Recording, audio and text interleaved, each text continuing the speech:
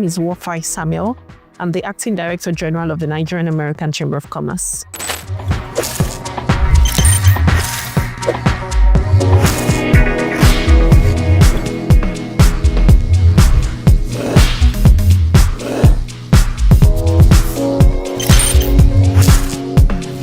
The Nigerian American Chamber of Commerce was established in 1960. It's actually the oldest bilateral trade and business organization, BMO, in West Africa. It was established to promote trade bilateral relationships between Nigeria and the United States of America. So for organizations and companies that are seeking to do business in Nigeria, based off in the US, Nigerian American Chamber of Commerce is the right contact, is the right channel, the right avenue for them to explore these conversations and relationships. Same applies to Nigerian businesses who are seeking to do businesses in the US and with US companies. So far, our relationship has been that of shared values, that of prosperity, that of mutual interest, and, that of economic advancement. All right. So moving forward on what the NACC does, what are some of the key initiatives and programs that your organization has undertaken to promote trade and investments between Nigeria and the United States? Thank you very much. So we have our offices here in Nigeria in more than 8 states. And then we also have our offices in Houston, Texas, and Maryland. We've put together quite a number of initiatives to advance the bilateral economic relationship, the social relationship that Nigeria and the US enjoys and shares since 1960. One of such initiatives are trade missions. So with trade missions, it's one avenue to advance global collaborations and partnerships. We get to take people from businesses, officials from Nigeria to the US, connect them one-on-one with specific businesses. They get to sit down, explore trade ties, explore shared relationships, shared interests, and then they come up with practical ways that they can work together and collaborate, be it generating new clientele, be it developing new partnerships, be it generating new collaborators, be it introducing their products to the US markets. So we do the same thing. We bring in businesses from the US, from various states to Nigeria, and then we introduce them to their businesses, to various businesses here, partners, people they can collaborate with, potential clients, possible clients, basically providing an avenue for them to network with the business community as well as the diplomatic and US agency communities here in Nigeria. Recently, we put together a trade mission for the government of Illinois, facilitated and implemented by the DCEO, that's the Department of Commerce and Economic Opportunity, where we had about 11 businesses from the state of Illinois visiting Nigeria. We were able to connect them one-on-one with businesses across various sectors, from energy to manufacturing to health to technology to cosmetics, to name a few. And they had dubbed the trade mission as one of the most successful, if not the most successful, on the continent of Africa. So these are just, some of the many avenues, what we are doing to promote and sustain these bilateral relationships. Then you talk about capacity building. I always talk about knowledge. As much as you can, for a business person in the 21st century, in this tech, innovation-driven world, you must try as much as you can to continue to seek knowledge. We put together lots of capacity building and networking workshops where people come to learn, relearn, unlearn, and then interact with their peers to see what the latest trends in their sectors are, what the latest innovations are, how they can compete favorably with the market. And then you talk about the advocacy drive. Advocacy is something I'm doing right now. I'm coming on air and I'm talking about the chamber. So we push for issues that concern members. When members talk about some of the challenges they face and what they would like to see the government do and implement, we go on the newspapers, we talk about them, we go on various national and international media, and then we push out the word, ensure that the word gets to the right people. So these are just some of the many services that we offer, some of the things we do to benefit our members. We also have the African Food and Products Exhibition. So the African Food and Products Exhibition is something that we have been able to put together for SMEs, small, medium enterprises across the country, across the continent, to showcase the best of their services and their businesses. Recently, we had that, and we had over 100 exhibitors from various parts of Nigeria, and they dubbed the events as successful and been very impactful and beneficial to their businesses. Then we have various collaborations with lots of US agencies, lots of other businesses, lots of other business management organizations like other chambers of commerce, to name a few. All of these are tailored towards advancing the causes that affect our member businesses and affect the businesses in Nigeria in general. All right, so you talked about energy in the course of this conversation. Yes, please. Well, let's bring that in Africa, where we have over 700 million people, lacking access to electricity. And also we have women and kids dying from, dirty sources of fuel, source of energy. What is the NACC doing, or what have they done? What have you done in that regard in terms of contributing to alleviating these issues? Okay, thank you very much. So energy continues to be a subject that can never be overflocked. As much as we can, we have to continue talking and pushing on the subjects that are relatable to energy, because without energy, you cannot be efficient. Without energy, we cannot get to that El Dorado of industrialization that we seek to achieve, we seek to attain. We live in a country where, as we speak today, we still generate electricity at about 2,500 megawatts, 3,500 megawatts to 5,500 megawatts. Let me be fair enough to say 6,000 megawatts. That is, below the threshold for a country that is more than 200 million people, a population of almost 230 million. Right now, we stand at 228 million people. Now, what is the chamber doing? We are not specifically energy focused. We focus across various sectors: manufacturing, energy, agriculture, to name a few. But as much as we can, we push for renewable energy. There's lots of solar in Nigeria. We have a lot of wind, we have a lot of hydro. Although we're not at that point where we can explore renewable energy totally and efficiently, we still push for it. How can we possibly, push the word for solar out there to homes and families, to businesses? How do we push the word for inverters? People need to have inverters in their homes. As much as it's expensive, it's a more effortless way to run your home and your activities, so you're not overly dependent on power from the grid. How do we push out these words? During our capacity building workshops, during exhibitions, we invite energy-focused, energy-inclined companies to come talk to people about the energy services that they render and why people should use some of the energy services that they render. That way, we're spreading the word about alternative sources of energy, and we're also supporting the businesses that our members have. So, as per policies per se, the chamber has no policies directed at energy, because it's not our duty to put together policies. But we have a duty to push forward some of the policies that the government has put together, and to also push forward some of, the initiatives that our members have put together. And a typical example of what I've given to you is when we have our exhibitions. We invite companies who are into solar energy to come and exhibit and talk to our members, talk to our communities about why other alternative sources of energy are also considerable. All right, thank you very much for the insight. You operate out of Lagos, Nigeria, yes? We have our offices located in various states in Nigeria. Our headquarters is here in Lagos. We have an office in Atlanta. We have an office in Houston. We also have an office in Maryland, a newly opened office in Maryland.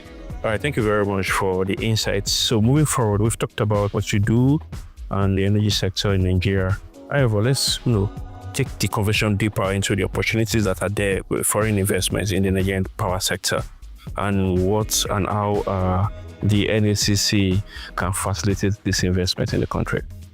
Okay, so when you look at some of the major giants in Nigeria, you're talking about some of the major oil and energy companies, the likes of Chevron, Mobil, to mention a few of them. These are all US companies. They invest billions of dollars every year in Nigeria. They pay taxes amounting to billions of naira in Nigeria.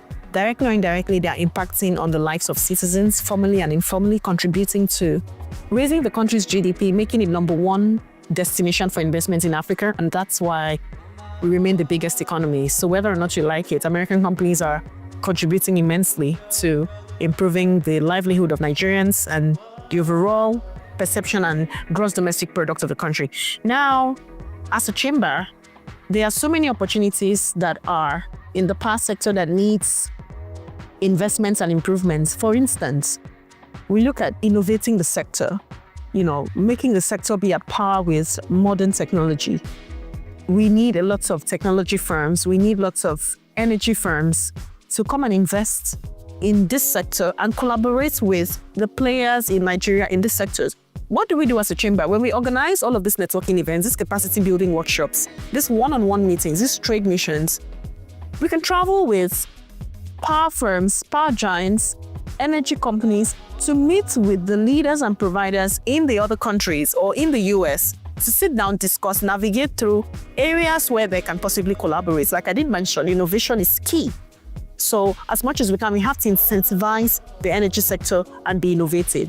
Away from that, there's several other opportunities like investing in renewable energy, solar, wind, hydro.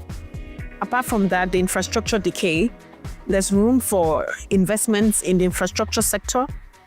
Power generation is something that needs a lot of cables. Power generation has to be incentivized. So with respect to investments, what do?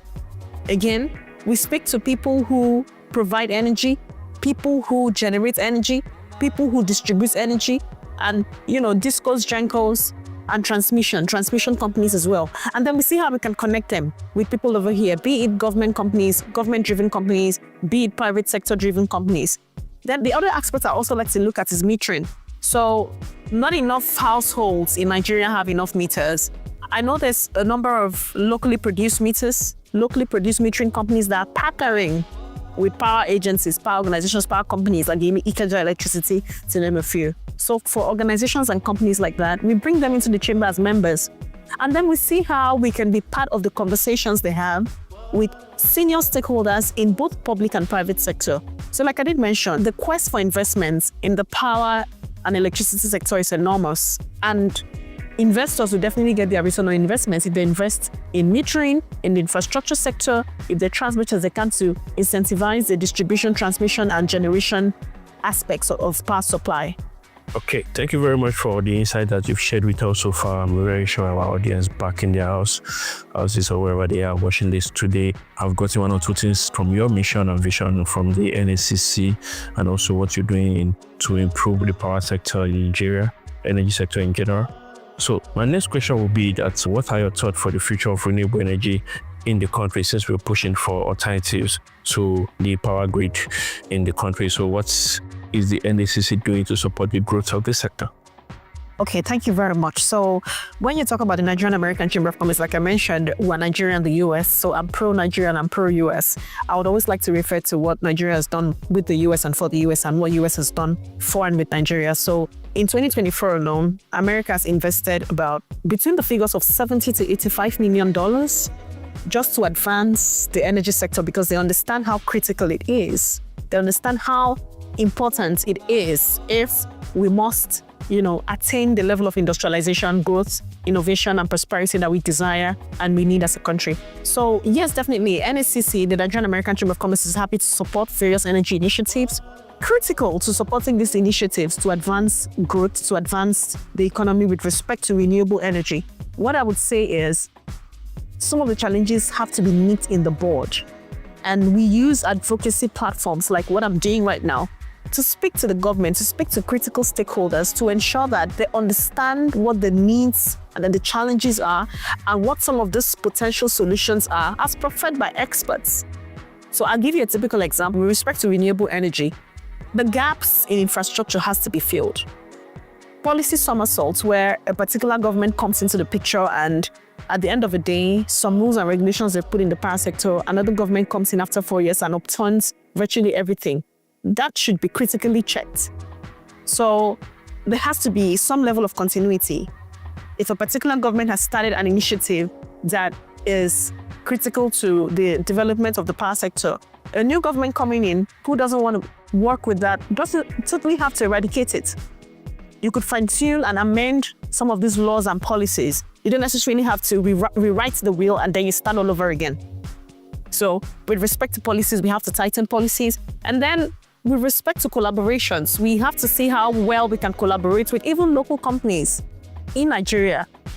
Like I mentioned, some of the metering producing companies are based off here in Nigeria. They produce these meters locally. They produce some of these electricity gadgets, equipment that we need to locally. So why are we not partnering with more organizations like that to enhance renewable energy? Organizations who can produce and put together technological guides that can advance renewable energy. Because like I mentioned, we've been over-dependent on the grid. And at this point in time, the level of power we generate between 55 to 60 megawatts at the end of every day, it's almost not enough for the population, the majority of people we have in Nigeria, a country of more than 200 million people, more than 280 million people. So there has to be those alternatives. Renewables it's not in question. We are long overdue for our population, for the GDP that we have no reason whatsoever not to embrace renewables. But what are the challenges? We have to nip these challenges in the bud, see how we can prefer solutions to some of the challenges that we face. And like I did mention, infrastructure is there, policies are there. We have to put these policies in place, put infrastructure in place, then ensure that we're meeting up best global practices. For countries that have excelled in renewable energy, what are they doing? Are we at that level yet? If we're not there, what can we possibly do? So, specifically, what the NECC does with respect to this is in the aspect of advocacy. Like I mentioned, we don't create the policies. We are not an energy-driven company. The most we can do is lend our voices, listen to what our members are saying, listen to what the experts are saying, and then we continue to push these narratives. That's the best we can do, and that's what we continue to do. Okay. Thank you very much for your time with us on the Energy Time podcast. We truly, really appreciate it. Do you have any word for our audience before we go? Thank you very much. It's been really great being on this platform. What I would say is thank you for listening to us. We would like you to continue to follow the Nigerian American Chamber of Commerce on all platforms, see what we're doing, continue to support us, and continue to be pro-Nigerian American. Thank you. Cheers.